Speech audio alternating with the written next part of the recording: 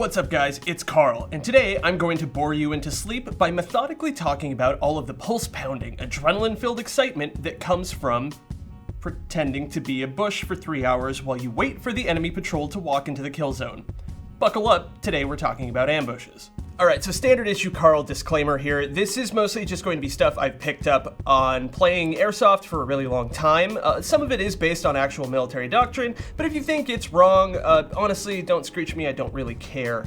That being said, again, like most of my other videos, this is going to be oriented more for a Milsim type crowd, or at least probably multi-day games where you can afford to maybe lie in wait for a really long time and still feel like you're getting your money's worth out of the event. That being said, let's jump into my top 3 tips on how to execute an Airsoft ambush. Alright, number 1, and maybe the most important, is going to be selecting your kill zone. Now, a smart squad is going to look at the terrain features and analyze them, and select a piece of terrain that's going to offer you the maximum amount of concealment, cover, and firing lanes down into your target, while reducing all of those things for the poor goobers caught in your trap. Now, this point is going to be a little bit hard to illustrate without actually being able to walk you through a field and point things out, but go ahead and sit down and let old Uncle Carl spin ye a tale of BB glory from days past. One of the most effective ambushes that I've ever taken part in as a player was at a very early MSW game up in the mountains of northeastern Washington, just outside of a town called Leavenworth. For this particular event, our forces were staggeringly outnumbered, and that sort of necessitated a need to utilize tactics that would allow small squad-sized elements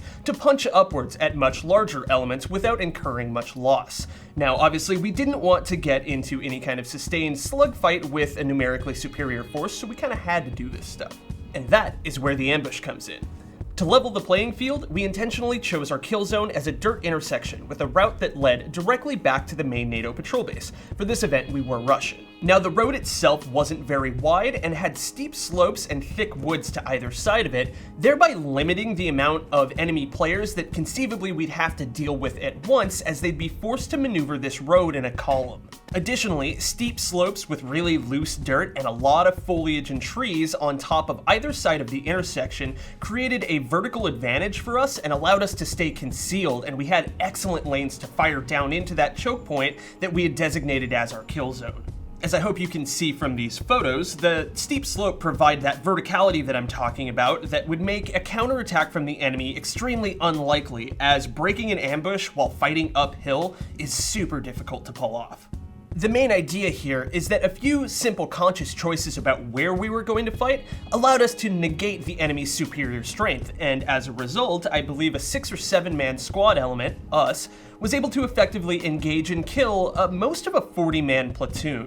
However, none of this really matters too much if you've got your squad arrayed ineffectively, and that brings us to our next point, which is going to be the actual physical makeup of the ambushing forces. Once you've identified a piece of terrain as being generally favorable for your dudes to fight upon, you then need to think about how you're going to initiate that contact and from where.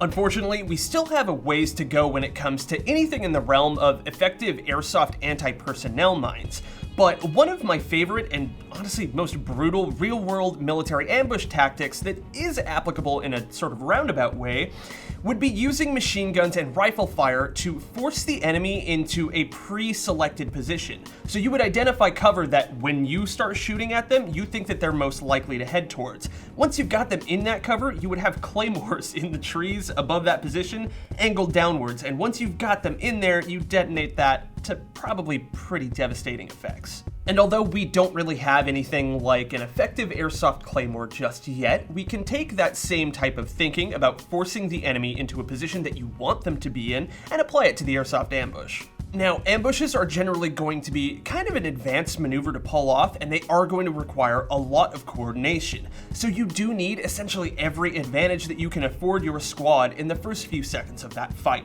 This particular ambush that I'm showing you here in the photos was actually initiated by a squad mate on the other side of the road away from the main ambush forces, and he initiated contact with a blank fire gun. Now, as you can imagine, a blank fire gun is going to be very loud, so when those enemy forces walked into that pre-designated kill zone, he opens up, they react, and they shifted to the downslope of our side of the road, and that's exactly where we wanted them. The main takeaway here is that once that blank gun went off, the enemy reacted exactly as we predicted they would, and it made them very easy to overrun and kill for the 5 or 6 of us lying in wait. Now, there are tons of ways to set up your ambush, so I'm a little hesitant to give you guys any specific pieces of information, just because every squad is going to be so different and every piece of terrain is going to be different in how you implement it.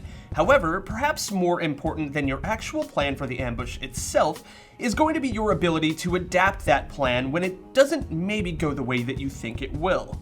And that brings us to point number 3. We've probably all heard the adage about no plan surviving the first contact with the enemy, and that's essentially going to be true here. But what can make or break an airsoft ambush is going to be your ability to essentially pair what you expect to happen with what actually happens and react accordingly. If you're a squad leader that ostensibly is going to be in charge of planning this nefarious trap, you need to accept that it might not go the way that you think it will. And that's going to be okay as long as you're sort of running multiple scenarios in the back of your head that is going to prepare you to navigate those other possibilities. For example, we didn't anticipate that the enemy in the ambush scenario above would make any kind of flanking maneuvers on our ambush position just because of the density of the woods and how difficult that terrain would be to utilize for a flank. However, we did still have 2 guns out in the woods in case they did try to get cute. And in the unlikely event that they got real aggressive and broke the ambush in the center along that main road, our plan was going to be a series of bounds back along that ridge line and essentially just a reset to bait them into a further ambush a little bit later, further down the road. Now obviously, if we were to bound back and attempt a second ambush, that enemy force is now aware that you're operating within that area, so it's going to make it a lot harder to pull off. But there's not a lot more demoralizing in airsoft than being caught off guard multiple times in a row, and if you're able to pull off something like that, it will be devastating to the morale of the enemy forces. Even if you find yourself in a scenario where you kind of have to do multiple hit and fades, even if you're only taking out 1 or 2 guys at a time and then running away, you're going to stall any sort of large maneuvers, and that's going to really level the playing field and cripple a much larger fighting force when they have to move that slowly. However, a key point would be to not overcommit to the attack if you find yourself successful. Don't get cocky. Ambushes are super useful tools when executed properly, but if you overcommit and end up getting your ambushing squad killed and nothing is really accomplished, there's not really a whole lot of point in it, is there? However, a counterpoint to that is to not get too confident. Don't overcommit where you don't have to. Oftentimes, it's better to kill a few guys and then run away than it is to press the attack, again with a numerically inferior force. They have a chance to mop you up.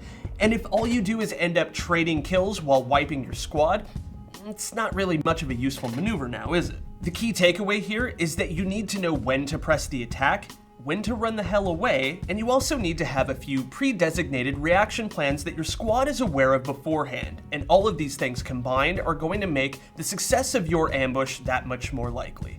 Alright guys, that's going to do it for me today, but I do want to hear from you. Have you ever executed a successful ambush in Airsoft?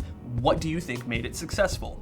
Alternatively, have you ever been caught in a really bad one? Because I have, and they suck. Additionally, if you just can't get enough rambling Carl, I have started a personal Instagram, which you can follow at bbdorkcarl, and I'll throw a link down in the description below.